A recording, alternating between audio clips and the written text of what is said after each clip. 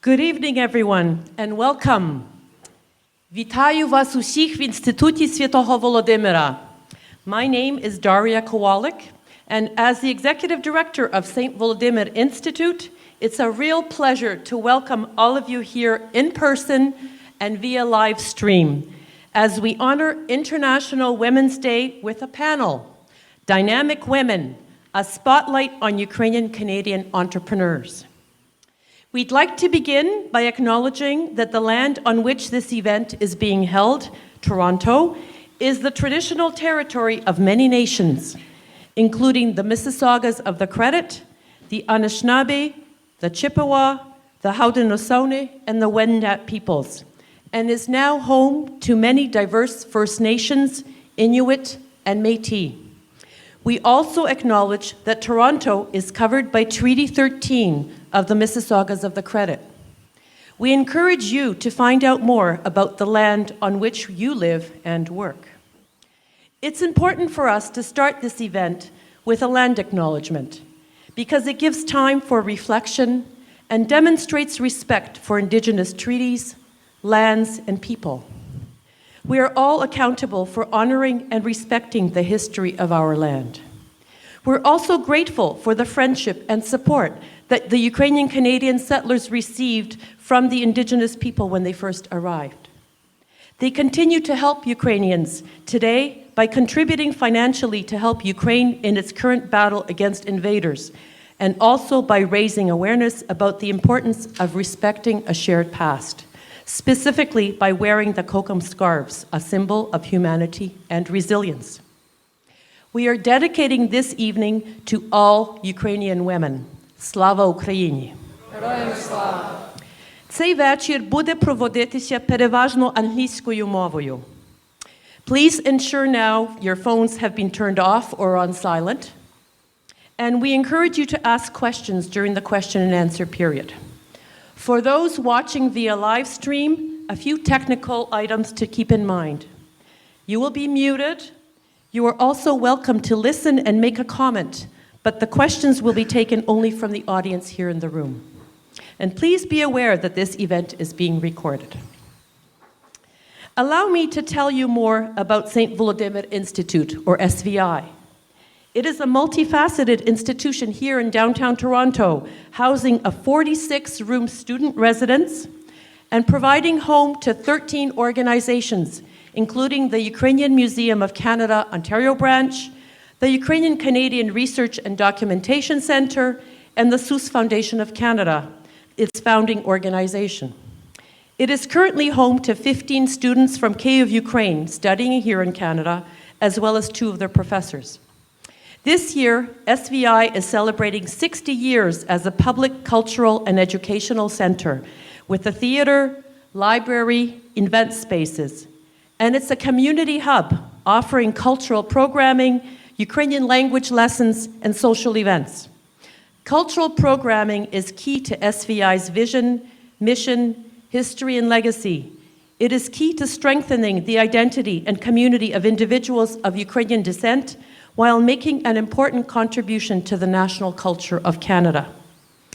And that's why St. Volodymyr Institute is excited to be presenting this panel discussion in collaboration with the Ukrainian Canadian Professional and Business Association of Toronto. Established in 1935, it's an integral part of Toronto's vibrant Ukrainian community. The UCPBA of Toronto exists as a link between Canadian Ukrainian professionals, entrepreneurs, business owners, and community leaders in Toronto. The UCPBA of Toronto fosters the growth and development of the Ukrainian Canadian professional and business community. Since its inception, the association has raised thousands of dollars in charitable donations towards significant projects and worthy causes. For example, the UCPBA of Toronto co-established the Canadian Foundation of Ukrainian Studies and the Chair of Ukrainian Studies at the University of Toronto. Now let me introduce our moderator, Uliana Tomiuk, who is president of the UCPBA. Uliana is a wealth advisor with more than 18 years of experience in the financial industry. She currently works with Connor Clark and Lunn Private Capital's discretionary wealth management services, guiding clients towards achieving their long-term financial goals. She advises SVI on the management of its investments towards future growth. Uliana grew up in Ottawa and is a graduate of the University of Ottawa with a BCom. She also holds an MBA from the University of Western Ontario and is CFA charter holder. In her spare time, Uliana enjoys traveling, cooking, skiing, and is an avid reader. Uliana was previously a member of the Disney Ukrainian Dance Company of Toronto, serving on their board and as president, and performing locally, as well as traveling with the company to Ukraine for workshops. Welcome, Uliana. Thank you, Daria. Good evening and welcome to the St. Volodymyr Institute and the Ukrainian Canadian Professional and Business Association's panel honoring International Women's Day, Dynamic Women, a spotlight on Ukrainian Canadian entrepreneurs. In my capacity as president of the Ukrainian Canadian Professional and Business Association of Toronto, I'm very grateful to have been invited by the St. Volodymyr Institute to co-sponsor this event. Many thanks. I am honored to be this evening's moderator and have the opportunity for discussion with an inspiring panel. We have their detailed biographies and some glimpses of their businesses posted on the SVI website. Please have a look when you have a moment. And now let's hear more about their personal journeys. So I'm going to quickly go through each bio, and if you have any questions, please reserve them for the end when we'll open it up to the audience. So first I'm going to start with Maria Janchenko of Janchenko's Bakery. Maria is the owner and founder of Janchenko's Bakery. She was born and raised in Winnipeg, Manitoba, the last of 5 daughters to World War II displaced persons from Belarus and Ukraine. She moved to Toronto in 1997 to complete a bachelor's degree in international relations, global politics, and Russian language and literature at the University of Toronto, and a postgraduate broadcast journalism degree at Ryerson University. She worked as a print and TV journalist for the Moscow Times Business Review magazine in Russia, the Toronto Star, City TV, and CP24, and CBS News New York during the 9/11 terrorist attacks, and freelanced to the Globe and Mail before switching to government communications and issues management work for the Ontario government. She worked as a strategic communications advisor and senior policy advisor at multiple ministries for over 12 years. In 2017, Maria resigned her position to pursue her passion for baking and serving up Eastern European comfort food and created Janchenko's Bakery in Bloor West Village. Next is Sophia Pierro of Present Day Gifts and Baazaar. Sophia Pierro, or you may recognize her former name, Sophia Chirovska, was born in Chicago. As a young child, she moved with her family to Ottawa when her father Andriy Chirovsky founded the Metropolitan Andriy Sheptytsky Institute of Eastern Christian Studies. She grew up in the small yet vibrant Ukrainian community in Ottawa, taking part in Plast, Scouting, and Ukrainian School. Sophia moved to Toronto to study film and worked in the Canadian film industry for 10 years, eventually becoming one of the youngest set decorators in the city. While seeking out pieces for the films and TV shows she was working on, Sophia kept finding unique, beautiful local goods made by highly skilled craftspeople and artisans. Noticing a gap in the market for modern, well-designed gifts, she put her refined and practical design sensibilities and her wealth of resources towards building present day. In 2017, she fully left the film industry to start a family and continue present day's growth. In 2021, Sophia went back to what she loves best, sourcing beautiful and unique items for interior spaces. Along with one of her closest friends, she opened her second business, Baazaar, a whimsical and unique home goods shop in Toronto's West End. Baazaar showcases Sophia's love of traditional handicrafts, folk design, and whimsy, all influenced by her Ukrainian heritage and culture. She now runs both businesses, along with her husband Michael, has a 4-year-old daughter, and 2 very fluffy white rescue cats. Ivanka Siolkowsky from Tidy Moose. Ivanka is a former elementary school teacher whose life was transformed when she began learning the many benefits of minimalism and organization. Although she was always considered a tidy individual, after decluttering and applying minimalism to her surroundings, it was as if the pieces of Ivanka's life puzzle all fell into place. Not only is her living space in order, she has a newfound inner peace and is able to recognize the things in her life that truly matter. It is because of these life-altering improvements that Ivanka decided to become a full-time professional organizer, helping others to find the same inner peace in their daily lives. Ivanka also put her Master's of Education in Child Psychology knowledge to work in creating her own children's organization program, the Moose Method, for homes and classrooms. This program is aimed at helping children declutter their minds in order to prepare them for proper learning and development.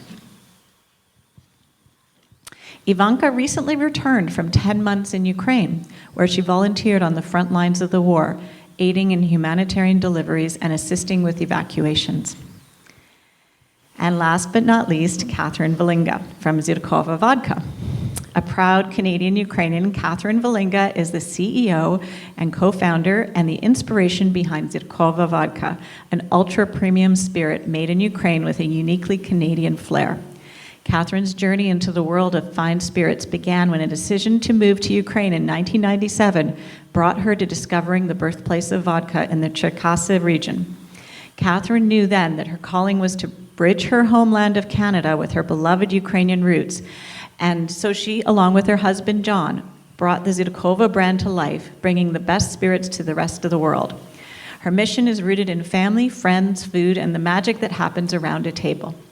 Katherine's passion doesn't end at spirits, as she has helped raise over $400,000 for numerous human rights and charitable organizations and has been featured on CTV, CHCH, News Talk 1010, iHeartRadio, and others. Profiled by the LCBO as a woman in spirits, Katherine lives in Oakville with her husband John, who has been her life and business partner throughout this journey, along with their 2 children. A big welcome to each of you. And now that we all know a little bit more about you, let's hear more about your personal journeys. So I prepared some questions, and I'm going to go through them, as many as we can in the time we have allotted. And if you don't have an answer to any of these particular questions, or it doesn't necessarily apply to you, that's okay. But we'll go through. Each of you has a microphone, so all set. And I'm going to start with I'll start with Maria, because you're sitting beside me. That's why I wanted to sit over there.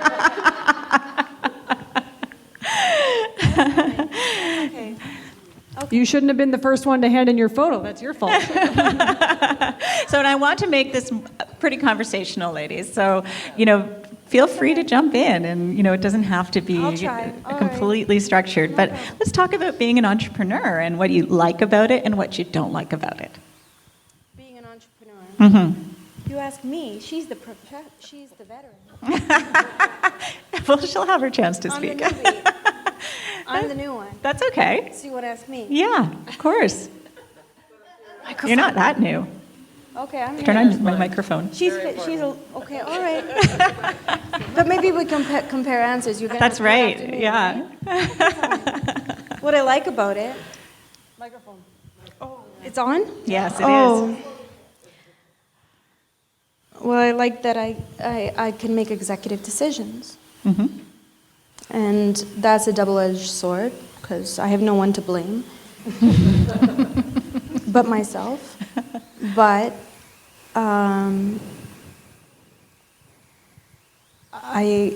it is my money, my place, my money, and shut up and do what I say. And after working my whole life, and I know I'm not that old, I'm 45 years old, and I've only had this bakery for 5 years, but when I started it, people thought I was crazy. When I renovated, they said, she's cuckoo. What is she doing? She's nuts. I said, shut up, I'm paying you. I didn't tell you to give me design decisions. I didn't tell you. The guy that came in and did the thing, he said, I only do houses. You don't put this in a house. I put this in a house, not in a commercial place. I said, I don't care. Because I literally made the bakery my home. Mm-hmm. I said, I don't care. This is my home now. I pay you to put the cabinetry, just put the cabinetry. Wallpaper, you don't put wallpaper in a business. I said, I don't care, just put it up. You don't put quartz on I don't care. You know, and then people like it. I said, it doesn't smell like babushkas, it looks like you're crazy.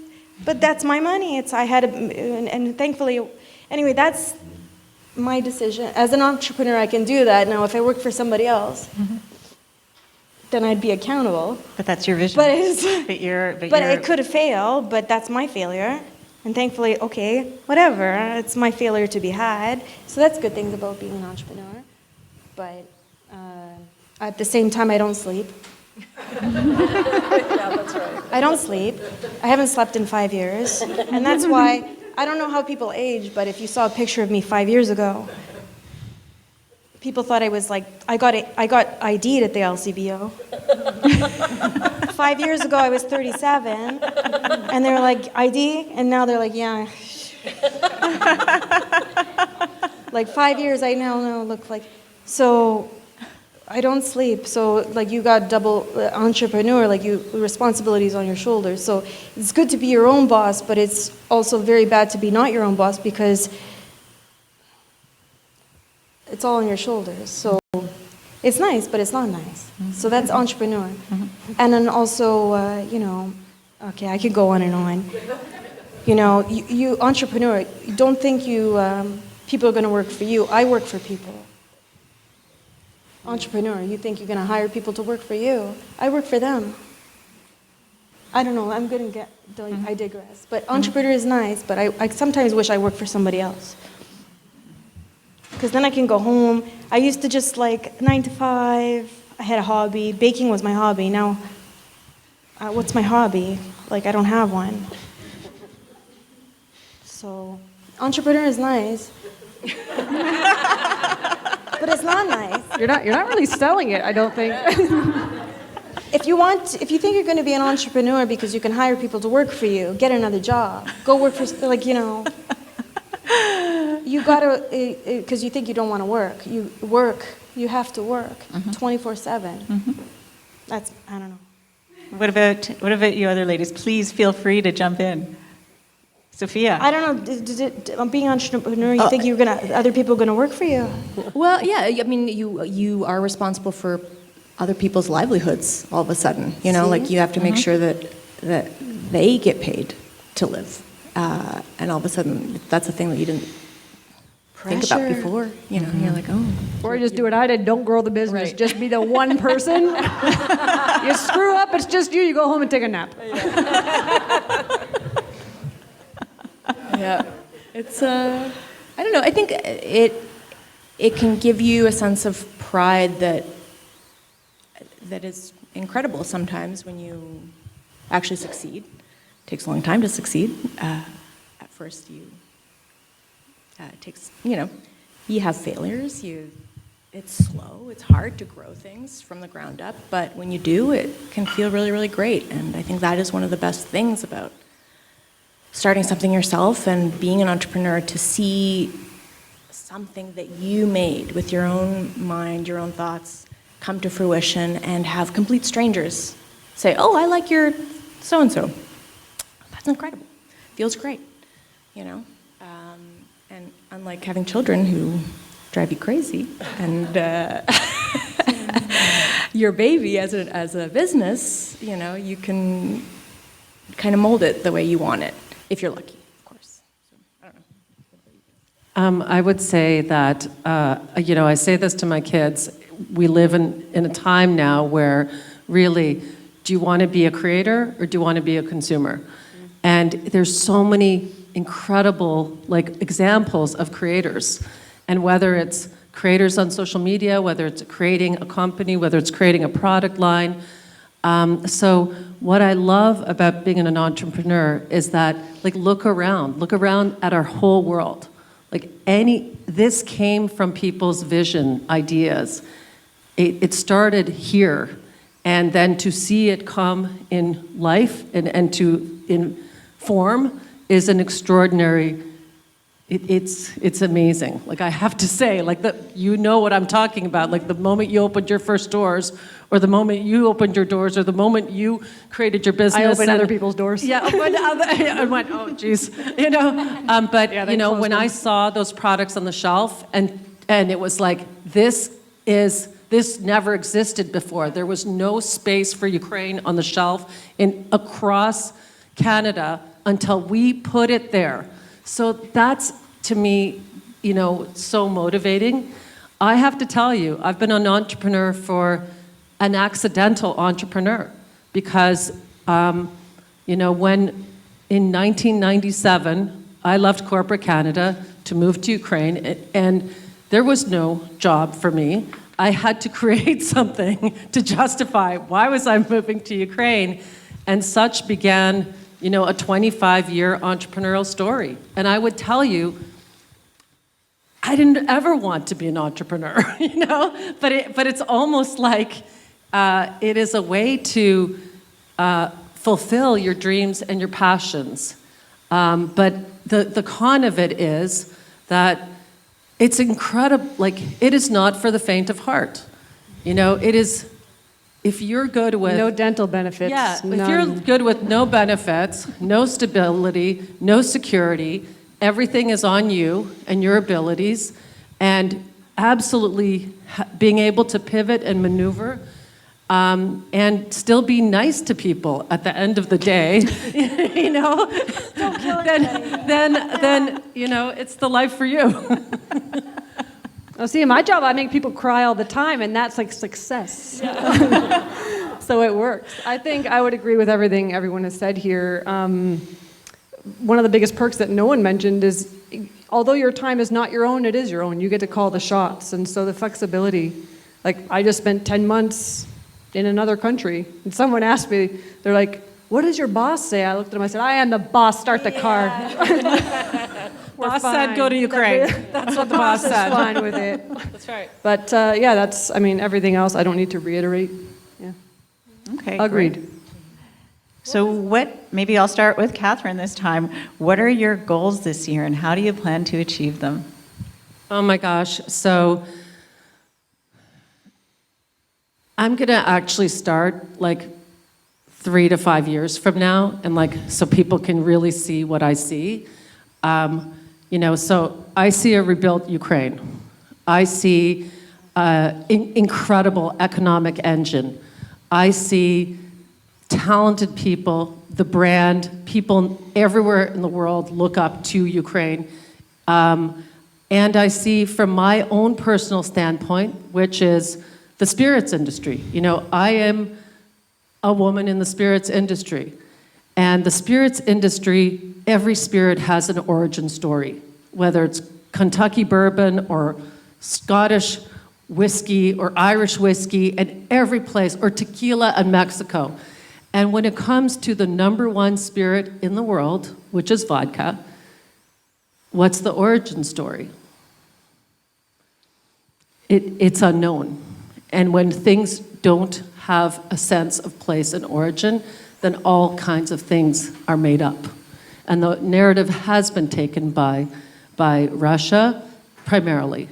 So my vision is, I see #1 exporter of vodka in the world, Ukraine, up from number 13 and 14 to take that #1 spot and join tequila, #1 for, you know, Mexico for tequila, Kentucky, #1 bourbon, but for Ukraine, that means billions and billions of dollars of hard currency coming into the country.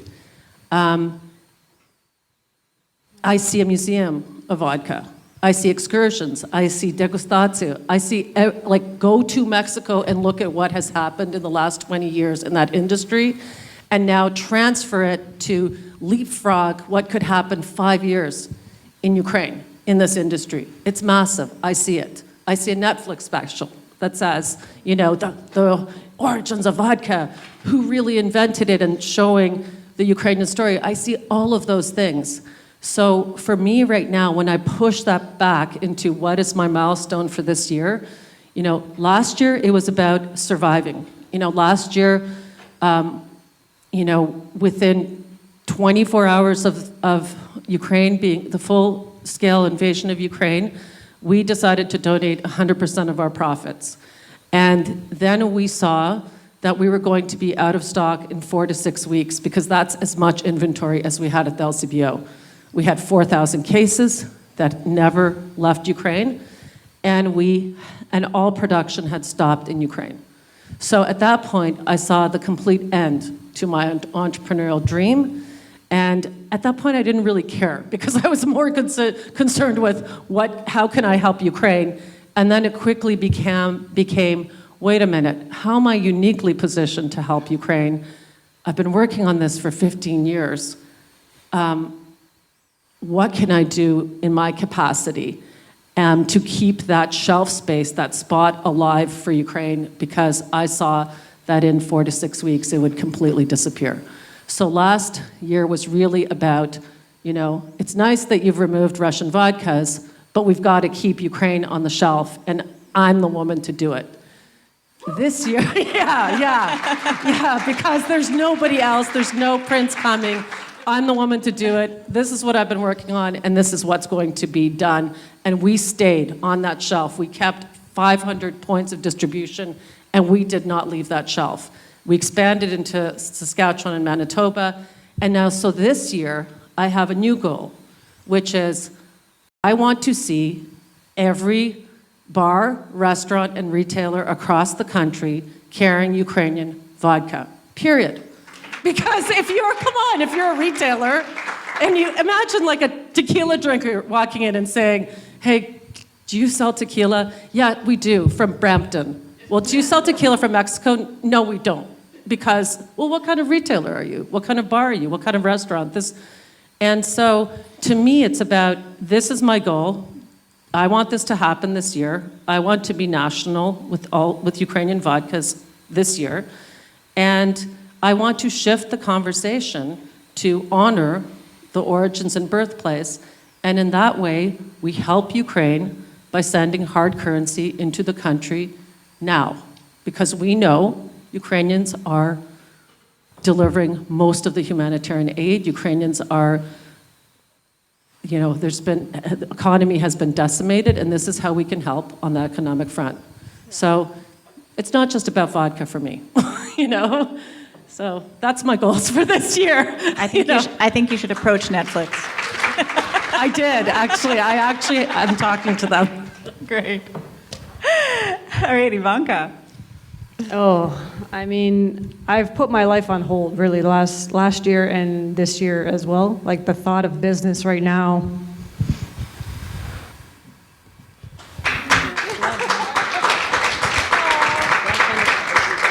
Sorry.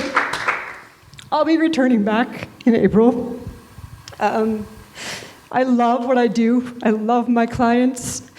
But going there and seeing the things I've seen, I come back and I organize closets and I'm just like swearing under my breath all day. Like, this isn't life. This isn't real life.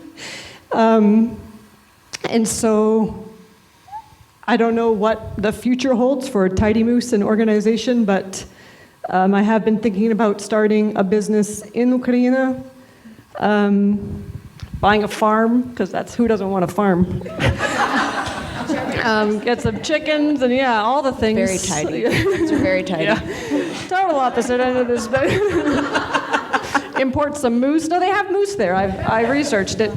But yeah, that as far as the next year and forward, that is one track mind. And then whatever happens after that, I will adjust. And that's the beauty of an entrepreneur, because if I were a teacher, still, I would be in the classroom just teaching about this instead of living it. Which is also not a bad thing. Education is important. Sorry, I just had to, but being able to call my own shots, and people say, oh, you're crazy. We just went through 2 years of COVID where you were legally not allowed to work. I got COVID, I was in the hospital, I was paralyzed from the waist down, I had to learn how to walk again. COVID was not fun for me. And they're saying, why would you put, your business almost tanked then, why would you, and when you move sorry for being crass, when you move a child corpse, I've moved more than one. It only takes one for you to say nothing else matters. So that is where I will be until. That's amazing. Terrible business advice for anyone listening. Sorry. No, but honestly, Ivanka, I want to say that we'll get together next year. You can come to my farm. Yeah, exactly. And you look back and say, that decision was pivotal because it led me to this, this, and this. And you can only connect the dots looking backwards. Always. And your dots, like you're moving forward into the right future for you. And so I really applaud you because this is part of the entrepreneurial journey. It's your passion, it's your purpose, it's your mission. Otherwise, why are we doing it, right? Right. And we don't know. It's a leap into the unknown every time, right? That's right, yeah. Sophia. Ooh, hard to follow those Yeah, two. sorry. Well, something that I'm hoping over the next few years, so I just recently opened a retail shop, and one of the things that was very important was to have a shop with all kinds of traditional home items, goods, gifts, and things from different cultures. But for me, what was very important was to try to find sort of unique, beautiful, traditional sort of Ukrainian designs and things for the home that aren't sort of like, the standard thing you'd find in Bloor West. Something that's more rooted in our history. Ukraine has so many beautiful, like Mistectvo, there's just so much that people aren't really aware of. We all know about it. We have it in our houses are full of it. But there are so many amazing makers that are making things now. Many have had to pause. So the hope is that when things get a little bit better and easier to ship, it's very important for me to try to bring in different sort of artisans and things to sort of the Canadian market. And so it's not just us that are learning about these things. We are making it more, I guess, just like Mainstream. Mainstream, yeah, that's the word, yeah. And trying to have some workshops and things like that, and just sort of like giving little tastes of what we all know and love, to other people. So, Do you find that there's been a growing demand? Well, so one of the things we actually for Christmas, Oksana made gituche for us, and they sold out twice. Amazing. Proceeds all went to the Ukrainian army and everything, and we tried to raise awareness there. And people are very interested. And for Easter, we're trying to do a few different things where, if you want to have a Pisanka kit, you guys know where to go. You can get that anywhere. But what is someone who has no knowledge about that? Where would they go? And where would they feel like, oh, it's not like this Ukrainian thing. It's like this is something anyone can do. And so just to try to, in mainstream, take our handicrafts, our folk art, all that, to just a more accessible level. So that's what I'm really hoping for in the future. Not so easy right now because it's kind of hard to get stuff, but I'm working on it. So. Yeah. Maria. Goal for this year? Yeah. Yeah. So before the war started, I had a labor. Oh, sorry. Labor was always a big issue for me, and now I have the reverse problem, where people are begging me for work, and I have a tiny bakery. There's no room, and I'm turning people away, and it's breaking my heart. I see a delivery business in your future.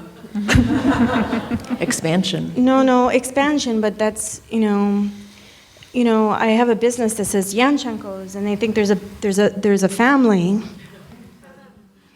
It's just me. So, but I want to hire everybody, and they don't speak English, so I wish I had a big kitchen. And before I bought this bakery, there was a wholesale business I was going to buy, and they have a big. And I was like, I need the money, but I wish I had it. So this year, but it's like, am I running a charity or running a business? And people are like, Maria, calm down, because I want to hire everybody. I want to put them all to work. You need to read the book, The Go-Giver. And honestly, it's a good book that I think will help you with your mindset here. But also on the flip side, I have people like, they want to eat cabbage rolls, they want to, and they're like, I don't have the space for people to sit down and eat. And they're like, Maria, calm down. You can barely run your own little space. So I can't, but anyway, the goal is calm down, but don't. But this year, if I find the space, and if I can manage it, because like I said, I aged a lot in 5 years. I'm not dead yet, just like the anthem says, right? But I just feel so horrible because these people need work, and people need the food. I don't need money, because I eat at the bakery. I'm never going to go hungry. I could eat cabbage rolls forever. I'm okay, right? But I need space, and I need...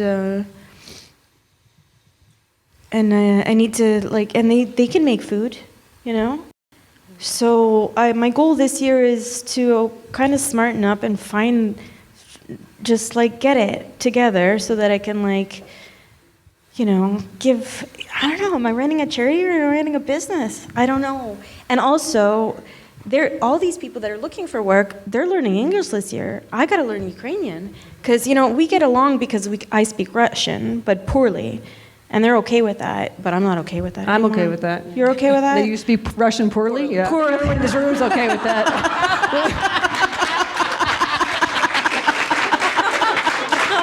You wanted an interactive panel, Uliana. Sorry, you didn't want us to just answer questions like robots. 20 years ago, I could discuss economics and I'll just politics. sit here while you guys chat, okay? Okay, what's your next question? Everyone's okay with that, yeah. But communication is, we're gonna. But it gets me along, and everyone's okay with that. But So anyway, but that's the goal this year is, and I don't know. And people would say, but you know what? If I could do it, I'll do it. I wouldn't have a bakery today because I shouldn't have a bakery today. I didn't have the money, but it's going okay. I think it's going more than okay. Yeah, exactly. I have some people to It's introduce you okay. to. You know what? If you're genuine and you can pay your, like I said, if you can pay your bills and you're not greedy, I'm not looking to be a gazillionaire, but you know what? You make good food, and I think, Anyway, I just want to hire more people, give them work, and make more good food. That is my goal. End of story. That's a great goal. So I've been sort of debating on the next question, whether we talk about our Ukrainian heritage and background and how it's impacted our businesses, or your female challenges. So I thought, let's talk about being women and being entrepreneurs. And I can certainly talk a lot about my experience as a woman in a very male-dominated industry. But let's hear from you guys in terms of how it shaped your experience in a lot of ways, and what unique challenges it presented becoming an entrepreneur as a woman. So let's start with Sophia. Well, I started my business because I used to work in the film industry, and it was a brutal life. And if you wanted to have a child in a family, you couldn't really. I mean, people do it, but not in the way that I thought. So I knew I had to leave, and I wanted to do my own thing, and the whole purpose was to be able to have space for a family. For me, that was a good thing to be able to do. However, when I had my daughter, I could only take 3 weeks off, so then I had to just go back and keep working because I was the only employee at the time. So, I mean, that's hard. to do if you choose to have a child. I think it is really hard. I mean, yeah, you have 2 kids, so, like, how do you juggle that? With There's no maternity leave. I work for Yeah. a boss who's, Yeah.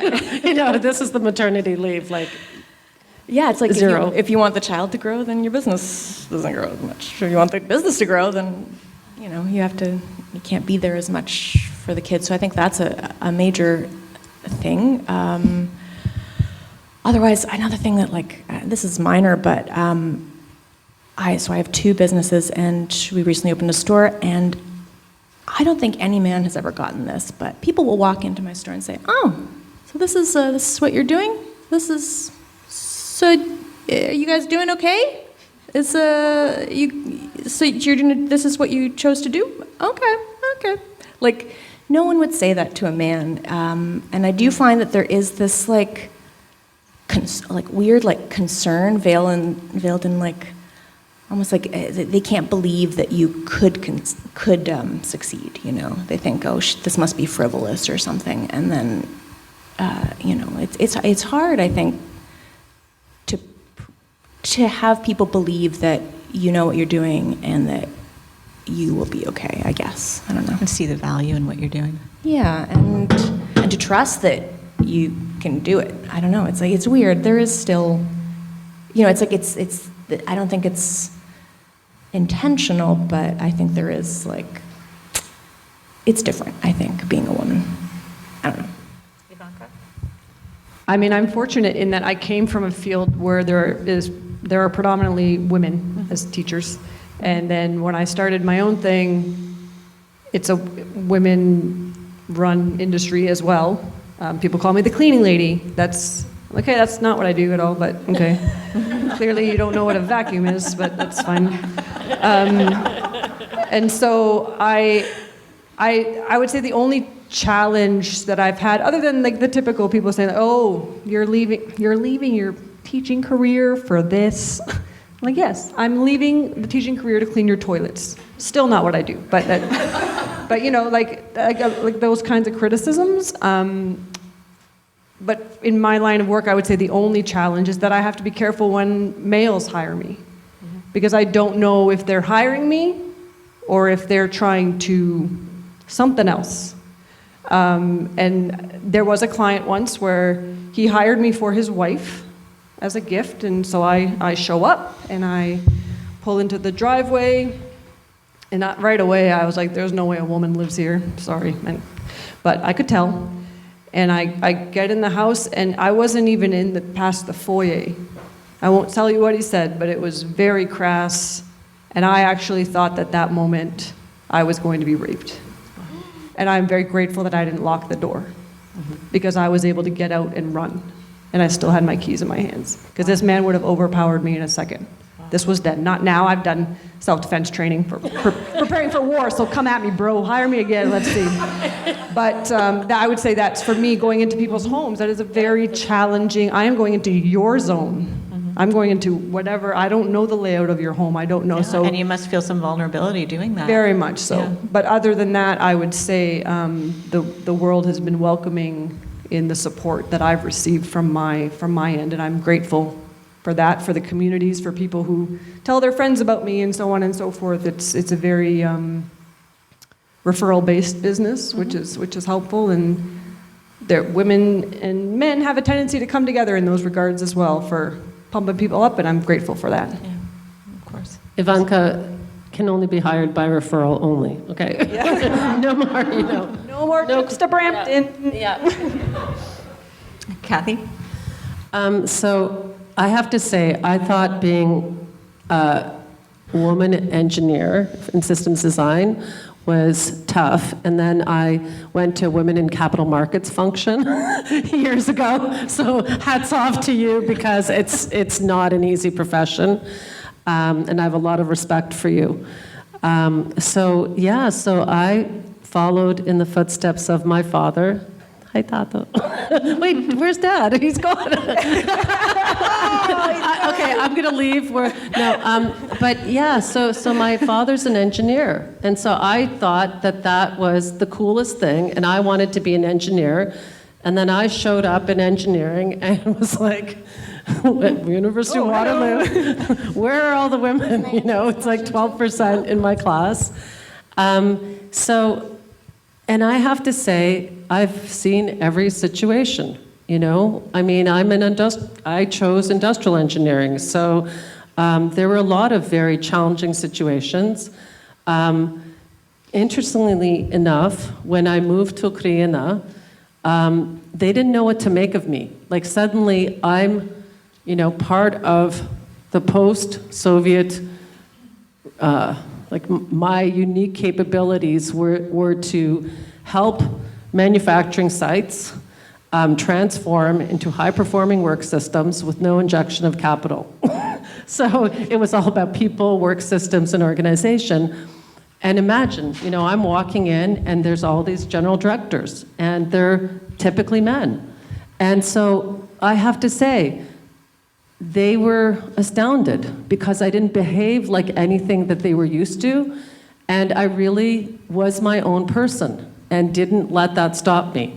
So that was really interesting, because, and I really have to, you know, credit these wonderful, open-minded directors, because I think they were just, you're not a Ukrainian woman, you're not a Ukrainian man.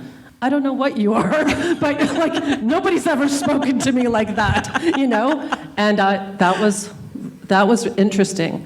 In my industry, women in spirits, you tend to see, you know, kind of women sales reps or women, you know, experiential coordinators or brand ambassadors. You don't see women running the brand and behind the brand. So I think there's a lot that we can do to support that. Interestingly enough, in Ukraine, my industry is full of women master distillers. Like if you look at the entire sector, agricultural, you know, it is full of women at every level. When you look at my master distiller, we're talking about a woman who's a chemical engineer, master's in fermentation and master's in vodka making. So it really bothers me when I hear people tinker around in their garage creating some kind of a brand and saying that I'm a master distiller. It's like, no, you're not. You know, you're not. So like, let's like call it what it is. So I'm very protective of these extraordinary women that I've met that deserve to be called master distiller. So that, you know, that's going to change in terms of my industry. So, and I hope that I'm one of the people that gets to do that. That's amazing. Maria. Yeah, I'm not on like a master level like that. I have a little bakery, but I was very disappointed because again, I'm a new businesswoman, but I did not expect, I thought at this day and age, I didn't expect to encounter, it's very sexist, it's very ageist. I worked in the front because I didn't have workers, and everyone assumed that I was just the girl in the front, and that the old guy baking, he was the owner. Huh.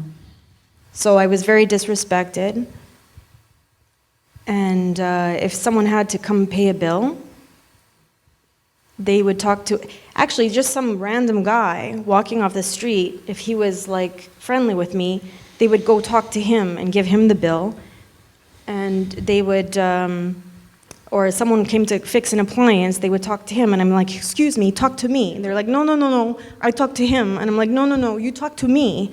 You know, like it was always like that, and it still happens today. You know, a window breaks, I say hello, talk to me. They don't want to talk to me. Is it because I have blonde hair? Is it because I'm younger than 50? I encounter this every single day, and it frustrates me, and it didn't frustrate me before. I used to think it was funny, but because I sacrifice so much, and I'm tired, and I give up everything, I get insulted now, and I say, screw you, get the hat, I'm not paying you. There you go, that's how you make your money. You want your $800? No, I'm getting pissed off now. And You want to give him the bill? And when you talk about somebody insulting you in an elevator, I've had people say, get on the bakery table, lady. Wow. No, I'm telling you, in 2019, 2020, 21, guy comes to fix the freezer. Hey, baby, I'll give you $2,000 off if you get on the bakery table. I'm telling you, I'm in shock. And this is the reality. People don't realize that these things still happen more Still often happen. than not. They sure do. In person, online, I get it all the time. And I just was like, are you serious? And then even when they, they come and they look at me and then I say, no, I'm the boss. That guy, that he's like even just my friend. He's not even my boyfriend, not my husband. No, I still want to talk to him. What, my friend that I met 2 weeks ago, you want to talk to him? Or there's also This is like shocking to me, These are people, and this is not just men, by the way. This is like elderly women from another country. They don't want to talk to me. No, Девушка, I don't want to talk to you. You want to talk to the baker because he's like a man? He's more important than me? I pay him. No, I don't want to talk to you. The sexism is incredible. They don't respect me. I don't know why. They look at me and they just don't respect me. I don't understand where this comes from. It's just the way I look. Well, I think it's very deeply rooted in our society. It's Or where not they something come from, that something like that. But it's just like, it's an immediate, like, sort of like they see me and it's just like that. So it's something you're up against. And the issue is there's no diversity, inclusion, and equity office that you can turn to say, you know what, I have a problem with this. Well, I'm reporting this to HR. That doesn't happen in the entrepreneurial world. You pick your battles, right? Like, I'm not going to report the guy. You just say, go away. I would or never smile. Try to be nice. That's the other thing. Is like you're going to be more successful if you smiled. Yeah. But hey guy, look at me. I'm the one paying the bill. Or like, why are you talking to that guy? He's not paying that. It's just. Or where's your husband? Is your husband? And then I even get reviews like, oh, that guy can't control his wife, and I'm like, who's the wife? I need to fire her. Or I get, and they talk down to me because they think I'm just like, no, I'm the owner. But they don't expect that I'm the owner just because the way I look, That's okay. But it's... That's when you bake a little something extra into their meal and say, have a nice day. No one is going to expect baked goods from me or accept baked goods from me anytime. I laughed about it for about 4 years, but when you get tired because you put so much sacrifice into the work, now it's an insult. That's right. But you got to be careful because now you kick them out and you confront them. Then now it's a different era. Now they go online and they insult you back. Yeah, because it's safe to do it online. And it's not. Well, and we can't do that. rely on reviews. So you have to constantly be You can't just be that taking way. it. You can't confront people because it's a different era, So it's anyway. Now I ramble, but you know what I mean. Who's my husband? The guy that was just there. Like you're the one. Yeah. Why do you assume that guy is my husband? Just he was there. Like anyway. That's the woman challenge. I get it. And so on the I woman have a lot of challenge, my own stories. Don't Trust me. ever go to the food terminal. The food terminal is every industry, every business is a different business. The food terminal is a totally male-dominated. Oh my God, that was fun. Don't ever go to the food terminal as a woman. Total oh, that was fun, but fun for like a day. I pay someone money to go there for me. Your husband? My new husband, who's the Korean grocer down the street, I pay big bucks. He goes there instead of me because I did not want to go there. Yes. That's great, ladies. I think it's important to talk about what we're all still experiencing. It hasn't gone away. I think it's just become a little bit more under the radar because we're so prominently talking about what happens, but that doesn't necessarily stop it. And also, we're talking about microaggressions, and we're talking about the importance of great customer service and all of that, but also, what about funding, and what about capital, and access to capital, and access to growth capital, and, I can't tell you how many banking, bankers turned me down, and so there's no question that I would love to say that in this day and age it doesn't matter, but it does. It really does. So, wow. Well, we have a limited amount of time. I think we've got one more question, and I want to take it to our Ukrainian heritage. I think we all have this in common. It's influenced, I know it's influenced me in so many ways in my career, in my life, and I'm sure it has for all of you. And the last year has been so challenging and emotionally trying. And I want to talk about how this has influenced your businesses and shifted the way you think about your business. And maybe it applies to you more minimally, or I know, like with Katherine, it's had a major impact on the way you do business. And Ivanka, it's shifted you completely. But I think it's, regardless, it's in our mindset. It's always there in the back of our minds as we go about our daily tasks. And I want to see what it's done, or how it's changed things for you. So maybe I'll start with Ivanka this time. Sure. I mean, much like I'm sure everyone in this room, we are here because we are proud to be Ukrainian. This is not just a Women's Day event. I think everything now is intertwined with being Ukrainian. I think that's safe to say. Growing up, I would hear the stories of war from my grandparents, and you hear about it, you never think you're going to live it. And so that first night when all that happened, much like everyone in this room, I was just glued to the TV. I was glued to, there's nothing else that matters right now. And to this day, even before, I was sitting out there reading the news, talking to people, setting up funding, things like that. And I'm very lucky that my clients, who are predominantly non-Ukrainian, have actually stepped up in a very, very big way. First, by dropping the from Ukraine. So, yeah, that's a big win, yeah. But making that effort, and I have followers from around the world who are not Ukrainian who have been sending me funding, because I wouldn't be able to do what I'm doing out there without funding. And I'm a lone wolf. I go and I meet someone with a van and I say, okay, we need to go do evacuations, and that's it.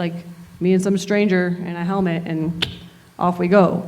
And so I don't have an NGO, I don't have any of that. It's my own money that I make while I'm here organizing closets, then going back and from the funding of my clients. And I would not have been able to do the work that I have done without their support. Last I tallied, it was over $250,000 that they donated. Yeah. And so I will keep talking as long as I need to talk. I know there are some people in the community who are like, we get it. I'm like, no, you don't, because I'm not talking for you. I'm not posting this for you. You all know. I'm posting this for Suzanne in wherever, the Kingsway, who has no idea about Ukraine, but says, you're my only connection to this. Whenever you need something, you let me know, and I will. There's a woman who gives me, every time I ask, $500. No questions. And so I'm very grateful to my Ukrainian and non-Ukrainian communities in my business for tying all that together. That's amazing.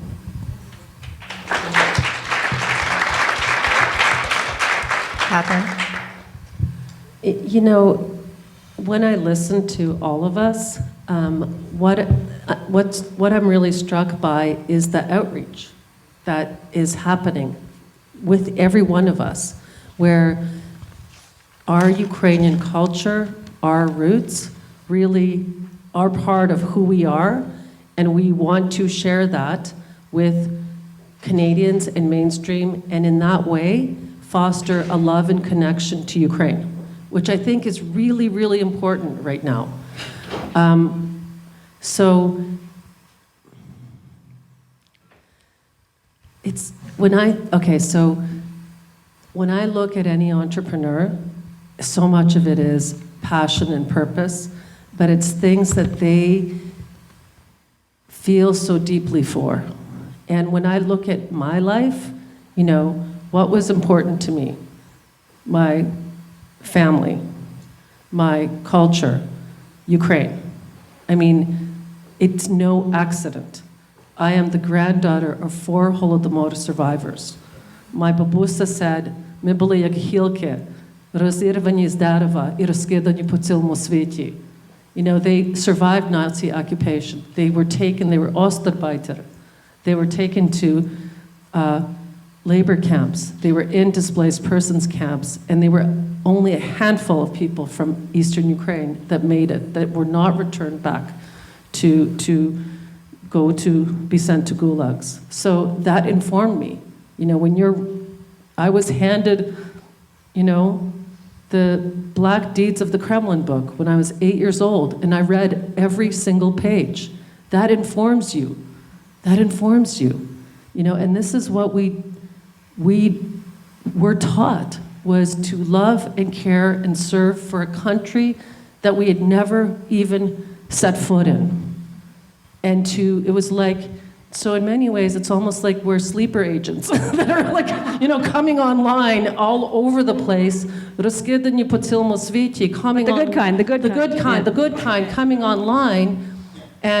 But now we've gained power, we've gained strength, we've gotten educated, we're all over the world. And so this is the time to unite, to go to bring our unique strengths and talents to where we are and to make a difference.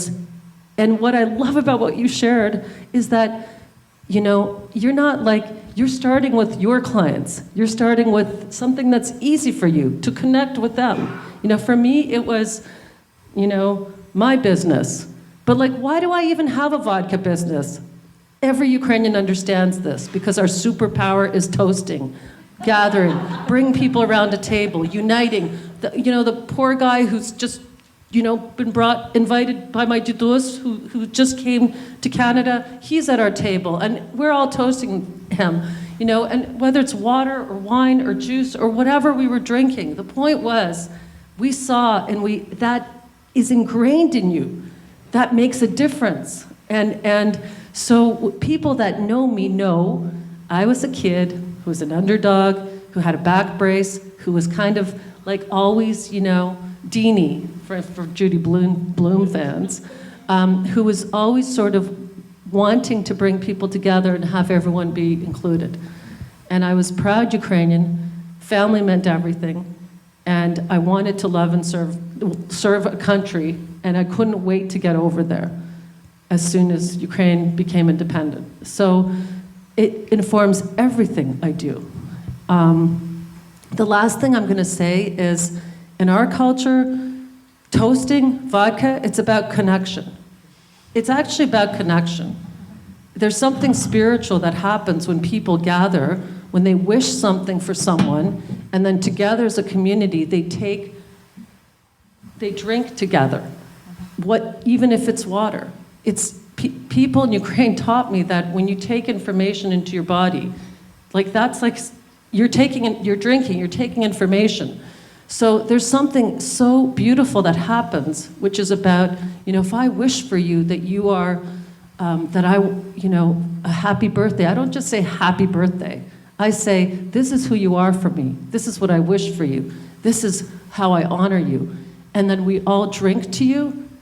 That's extraordinary. That's magical. That's beautiful. That unites people. That brings them together. That's our superpower. That's why I own a vodka brand. That's part of who I am. So that's every single one of these women, all of us, that's who we are. We are expressing who we uniquely are. We're outreaching. We're bringing people to our community. We're having them foster love and connection to Ukraine. And we're using our businesses and our imagination and our minds to do it, and our own money to do it. So we're brave, courageous, I use their money. resilient. So I just have to say, it informs everything, Uliana. I'm an engineer. What the hell am I doing in what I do? It's not my profession, but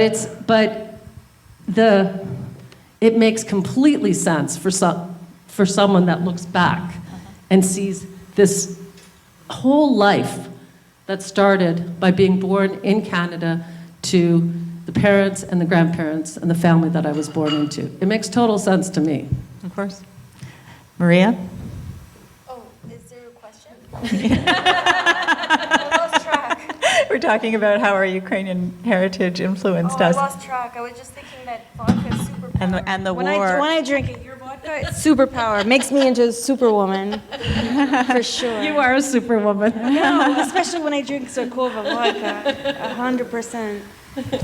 We were talking about how our Ukrainian heritage and how the war. My answer is so simple.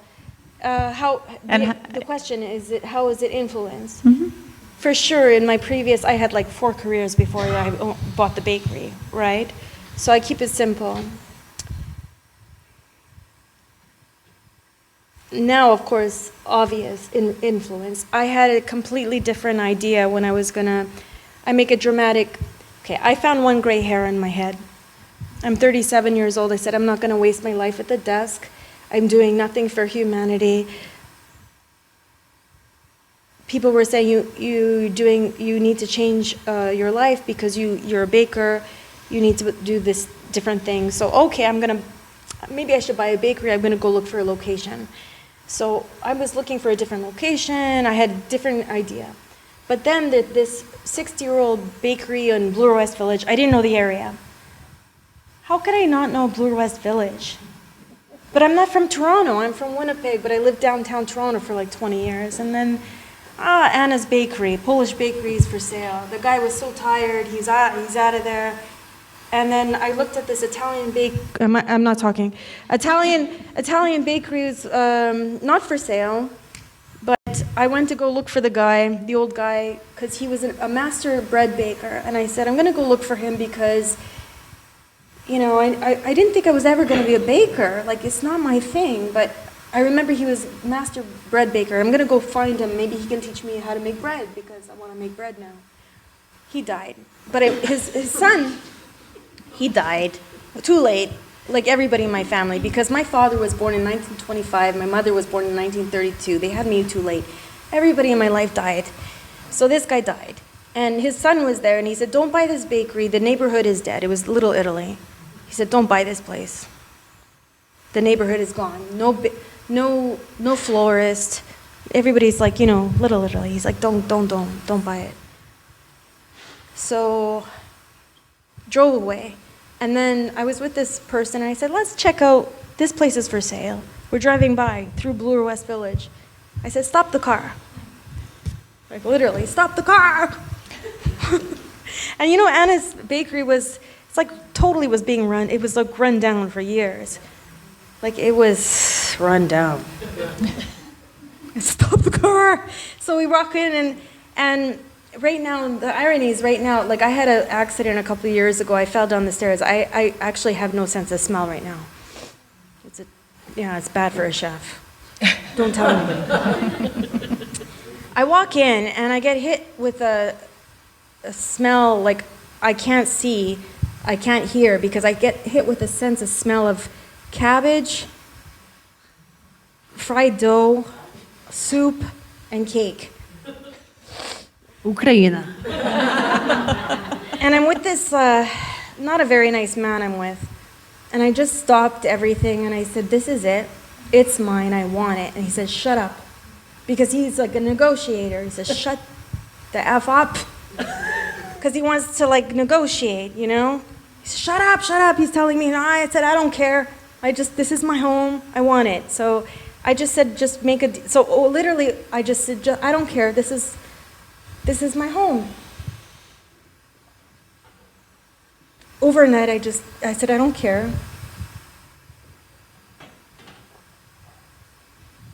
Make a deal.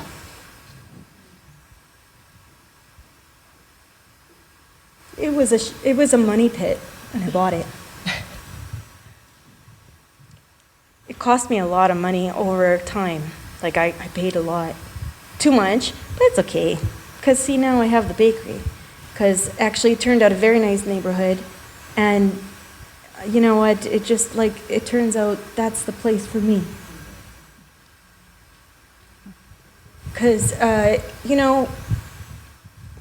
there was a neighborhood there. There was, you know, there was a community there.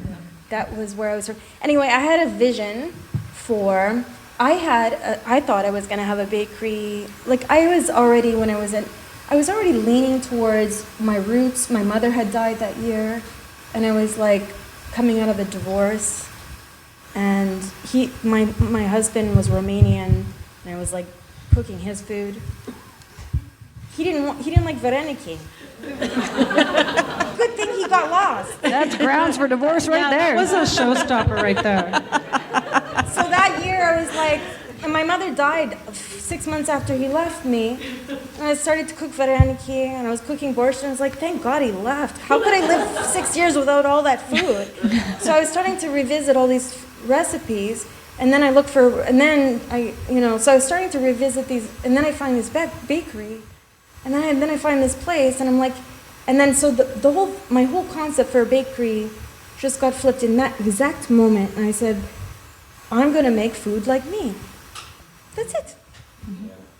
Do what is you, and I'll do what's me. And then since then, every time I lose faith, people are continuously thanking me. Thank you for doing what you're doing. They buy food for their elderly parents, or that they don't do anymore. There's so much demand. Even people coming from Ukraine, like young people, they just don't cook it anymore. Yeah. And that's what I do. So that's what I'm here for. So it makes me feel purposeful. Like, that's what I do. That's what I'm here for. Better than like me sitting at the desk. I don't know. My old job, they used to say, oh, you helped 1 million people this year. I'm like, where are they? You helped 1 million people sort of get a job. I'm like, which job? Like, people come in, they say, thank you. I took the food to my 96-year-old mother today. The borscht was good. She liked it. A1. One person. Don't you all want to be at her table and my table toasting? You know what I mean? Let's do something. That makes me so happy. So every time I think, oh, no, what am I doing? And I'm like, you know what? One cabbage roll. I'm not saving lives here, but, you know, it's doing something. You're making an influence one cabbage roll at a time. One cabbage roll at a time. I saw an article or this thing. You know what? My friends make fun of me. They're like, I'm not a soldier. I'm not a doctor. I make bread, or I make a cabbage roll. But it makes people happy, because it's hard because you can't make one cabbage roll. You can make 700 or make 1,000, but one goes to one person, and unless you make a really big one. Oh, that would be a good marketing thing. Let's make. There you go. Cabbage There's roll. your next business opportunity. You're welcome. I'll take a cut. Sophia? So how my heritage influenced me. I think, with all of us, from the moment we were born, we were told our history. And the prevailing sort of idea that I always felt with being Ukrainian is that there is this like resilience, that everyone has just resilience. You never know what might happen, And we all saw that. But, from a young age, I think, I do feel that Ukrainian people just can do more. And maybe that's what made me become an entrepreneur. I don't know, And, moving forward, something that is very important to me is that I do see that people are becoming fatigued to the idea of talking about this war. And so one of the things that's important to me is talking about the other things that make Ukraine beautiful, so that people see that it is a culture that is worth saving, that it is a people that is their own, and that they are distinct and beautiful, and that's what's important to me. So, you guys are all doing wonderful things, and I'm just here for the nice stuff and the pretty stuff, but I want people to see that we are our own people and that we are important, and it's worth thinking about, not just the war over there, but that we are real. So I think that's a lot more important than you're giving yourself credit for. Exactly. Thank you, ladies. You know, I think that there might be some questions out there. You're gonna take the mic? Okay. So Dadia's gonna take the mic, and if anybody has any questions. Does anybody have any questions for our panelists?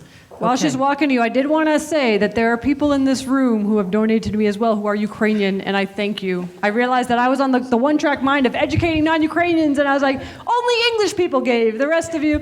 So thank you to everyone. I wouldn't have slept at night if I didn't say that. So. And entrepreneurs have integrity, right there. Thank you for the very insightful discussion, and Uliana, thank you for organizing it. So I feel like a bit of an outlier here in this room. Sorry about that. My actually question is, we are probably living through a largest transformation of our life. So we have, if you think about it, like 5 waves of Ukrainian diaspora in Canada. Now that's the biggest wave since the war started. So 180 people who came to Canada. So how we as a community can help the newcomers to become entrepreneurs, to establish businesses here in Canada? What can we do, if anything? So talk to, I don't know, Rotman to accept more Ukrainian quiet holders for MBA program, or to talk to Ivy, or to talk to the government of Ontario to establish grants for the entrepreneurs coming from Ukraine, or to do something else. So that's basically my question. Anything that you can think about, how we can grow our community, find synergies with the newcomers, and basically help our community stronger, being able to develop our businesses, being able to advocate for Ukraine everywhere that we can, and eventually help Ukraine to become more innovative, successful, and withstand Russian aggression not only now, but in the future. Thank you. Дуже дякую.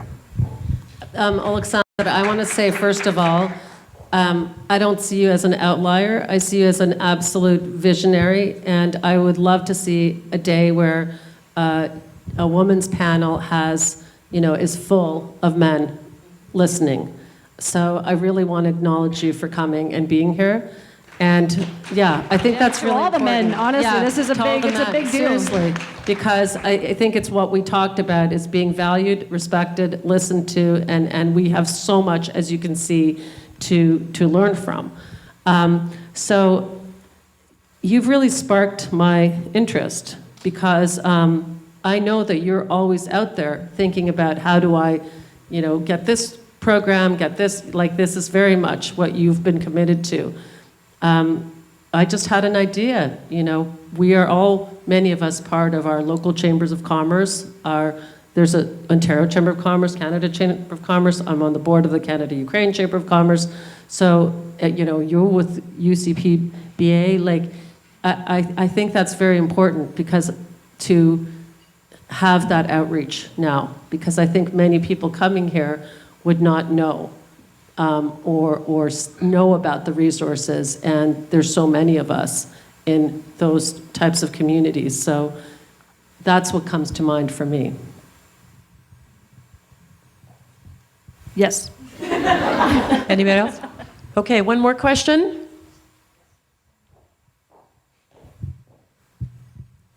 Вітаю всіх. Good evening, ladies. Good evening, everybody. My name is Valentina. I'm newcomer from Ukraine.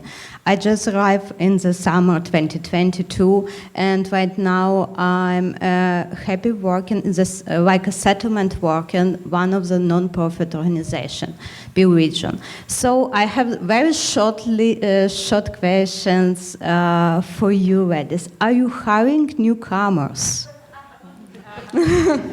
Thank you. Are you hiring newcomers? Yes. If you organize closets, you can have my job when I go back. We can trade. I am just a solopreneur, is the phrase, I believe. It's just me. But I mean, I would be open to the idea of expanding. If that's something that interests you, I'm happy to chat. And I would say, for anyone in this room, be it newcomer or not, one of the scariest things about becoming an entrepreneur, or any sort of being in a new situation, is wondering, what is the first step? How can I get from here to there? And I think the most important thing is to reel it in and say, right now, all I need to worry about is from getting here to there. And then that next step will come. So the best step you can take is the first one. So if there's something that you are very good at, whether it was back home or here, a new hobby that you think, you know what, I can make money from this, because I mean, we've seen it all. There's people selling feet pics on the internet making millions of dollars. Like, you can do anything. So find that passion of yours, start it on the side if you're not sure. And if while you're waiting to find someone who may be hiring, you know, if there's something that you think you can make money off, just start it off and see. That could take you somewhere totally different than you ever expected, but it could be magical. Time for one more question? Or Sophia, did you want to respond as well? I mean, I usually do hire, my businesses are quite small, but I do usually hire seasonally, and the hope is that we will be able to open up a few job openings, and specifically we want to have newcomers, and that's very important for me. And also, if you have any ideas of any other artisans from Ukraine that have either come over here or not, please do let me know. We are working with a professor who now lives in Kitchener. She's an artist, so we are bringing her work in and trying, you know, you meet one person and that leads to another person and stuff. So, you know, in some small way, we are trying to involve in one way or another. But yes, at Christmas time, we will be hiring a lot, so. And you hire all the time, apparently. Oh, no, I addressed this in some of my comments before. If there's any millionaires online, I need more space.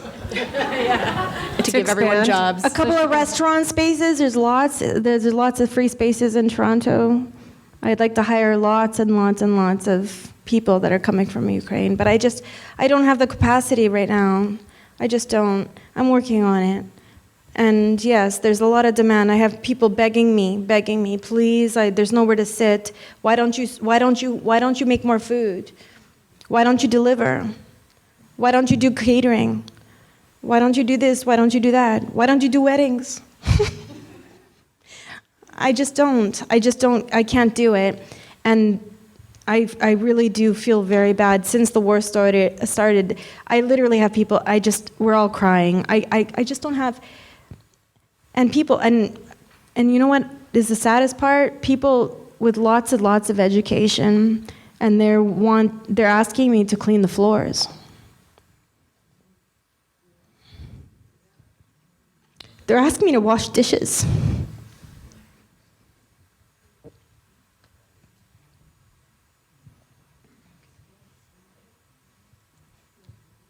Yeah, I think that this is a really... Do you understand this? Good. I think this is a really good question, because I know that... And you know what? These are highly educated. They're doctors. No, I swear to God, I have resumes I could show you.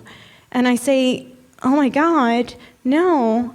And so the government has given them papers, and they're like, can you just like hire me for a few weeks? And they don't, and I'm like, for what? I have a tiny kitchen. What am I going to do for them? But you raise a really good point, which is, so you know... So this is the question, like, am I hiring? I think that I have seen so many people in our community, and like literally 5 people, 10 people come to mind, that have made it their mission to bring, to find people that have, and to ensure that their workspaces hire people from Ukraine. And I really applaud that, because that takes an effort, and they're committed to it. I'm gonna put the flip side. We're all entrepreneurs. Actually, we're asking everyone here to hire us. And what I mean by that is we cannot do all the good we want to do for Ukraine, and we are good people that want to make a massive difference, but we need your help. Like, imagine if the whole community got behind my mission to bring Ukrainian vodka to every bar, restaurant, and retailer. Because I can't afford to hire salespeople right now. I cut that because my costs to produce in Ukraine right now are exorbitant. They've gone up by 3 times. So I've cut my marketing budget. I've cut my salespeople. And I'm sitting here wrestling, thinking, how do I grow when I can't afford to hire people? the way I want to. And there's only one way that I can think of. Start drinking, folks. Is I have the force of my community that helps me. I need your help. She needs your help. Yeah, I see a lot of closets in here. She 1, needs your 2, help. 3, 4. She needs your help. Uliana needs your help. Wealth managers, people that, Uliana needs your help. So like, we have to get away from this mentality that, you know, people tell me, like, Ukrainian community doesn't help Ukrainians. They've actually said that to me. Like, you're crazy. Why would you launch a vodka brand when you, like, if you were Polish, every Polish person would buy it. But you're Ukrainian. Why did you launch a vodka brand? We all know Ukrainians don't support Ukrainians. Like that when I started the brand, that's what people told me. The community won't support you. You know, I have a woman here, Anya, who, damn, how many cases of Lvivska did you buy? We were delisted because the LCBO said the Polish sell 50 times more than the Ukrainian beer. You guys can't even meet your quota. That is why we don't have one single Ukrainian beer here. And I have people saying to me, well, it's because you didn't bring in a whole assortment. I couldn't make it with one beer. So here's the thing. I challenge my community, hire us, support Ukrainian. You have a wealth person, big money, send them to Uliana. Because she's not only will help them, she's helping different foundations. You know, you have a person that you think could expand someone's great business and venture, send them to her that could partner with her and create a caterer and create all things that maybe you want. You know, you have people that are incredible in PR, and you know those people, send them to her store so that we amplify the message of what she's trying to do and get more business for Ukrainian artisans, you know? And just give her money so she can go to Ukraine and like do more of what she... I'll even take points, but airline points. You know, this is a real conversation about, you know, I'd love to hire a lot more, but I'm cutting because I'm producing in Ukraine and I refuse to leave. So that's the honest truth. Like it or not. Thank you, everyone, for participating. You know, I think you all have a very important message, and each of you has a unique message, none less important than the other. You know, and you've all given us some really important perspective. It's been enlightening, and I think we're all looking forward to see where your businesses go next. I think Daria has a few closing words now, and I'm going to leave it with her. Great. And thank you, Uliana, as well, for keeping us going. And we really appreciate collaborating with the UCPBA tonight. So many thanks to Maria, Sophia, Ivanka, and Katherine for so graciously sharing your time, your stories, and your perspectives. We really learned so much from you. Thank you to Mark Bennett and his team for providing the snacks that we are going to dig into if you haven't already. To Ola Andrenyuk of Health Mode for the tea we have been enjoying as well. And to Katherine, who has a sample for everybody to take away. Thanks. Share with the people you're going to convert. Exactly. Thanks as well to Fatsound Canada for their technical assistance and to Peter Dudka for online production and for ensuring that everything runs smoothly. We especially thank the Ukrainian Canadian Professional Business Association for Toronto for co-sponsoring this event with us. Thank you, Uliana, and the UCPBA members who are with us this evening. Remember that this event has been recorded and will be available for ongoing viewing on the SVI YouTube channel. As SVI wants the programming to be accessible far and wide, it has made the event free to the public. St. Volodymyr Institute gratefully acknowledges the generous support of BCU Financial, Janchenko Foundation, Ukrainian Canadian Veterans Fund, the SUS Foundation of Canada, Delta Bingo and Gaming, and the Canada-Ukraine Chamber of Commerce. And I'd like now to call upon Lesia Babiak, a board member of the Canada-Ukraine Chamber of Commerce, to say a few words to help close off the evening. Lesia is also a board member at the Canadian Chamber of Commerce and the head of Government Affairs and Policy for Canada at Johnson & Johnson. Great jacket. Oh, thank you. made by a local artisan, Ukrainian. Дуже дякую, Дарцю. Real pleasure to be here tonight on behalf of the Canadian Ukrainian Chamber of Commerce. This is a very important bag, so allow me to, not a diplomatic pouch, but a bank pouch. Anyhow, very delighted to support this important event that celebrates women in business. In the past 30 years, just a few words. Past 30 years, CUCC has been a bridge between Canadian and Ukrainian businesses. Since the Russian full-scale invasion of Ukraine, our mandate has been amplified with a focus on assisting Ukrainian businesses with relocation, finding partners and clients in Canada, as well as leading Team Canada of Canadian businesses, agencies, associations, and ministries that would like to participate in the rebuilding of Ukraine. And heard you well about the opportunity as well to perhaps look at what the needs are of newcomers in terms of building up their entrepreneurial skills. Not something we've done or looked at to date, looking at my fellow board member, Katherine, but something perhaps we can turn some attention to. Women are making progress here in Canada, though there is a long way to go. Only 18% of director seats are held by women, 26% of boards have one woman, and only 11% of boards have more than one woman. In Ukraine, the challenges are even more significant. A few years ago, CUCC conducted an evaluation. Their report noted gender stereotypes in families and a general sentiment that business is not women's business. A lack of official gender disaggregated data also made it difficult to make any deeper analyses. There were some positive signals, though. Women's entrepreneurship is gaining momentum. 24% of small and medium-sized enterprises were women-led. More recently, in a survey by the Ukrainian Investment and Trade Facilitation Center in 2022, their survey found that the share of women among sole proprietors grew by 47%. And despite the war, while uncertainty is very high, 42% of female entrepreneurs are optimistic and continue to work, and we need to support them. CUCC has always been a strong supporter and advocate of women entrepreneurs, with over 70 women-owned businesses in Canada and Ukraine as CUCC members. 75% of our employees and 20% of our board members are female. We value, foster, and endorse women leadership in our organization and believe that without our heavy involvement, the current success of the organization would not be possible. We are delighted to support CUCC to support tonight's important event.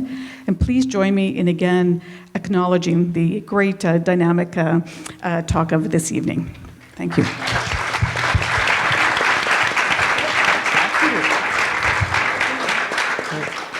That's my last page. So we hope you have enjoyed tonight's event to celebrate International Women's Day. We will now say goodnight to our online audience. Thank you for participating, and let the networking begin. Slava Ukraini! Героям слава!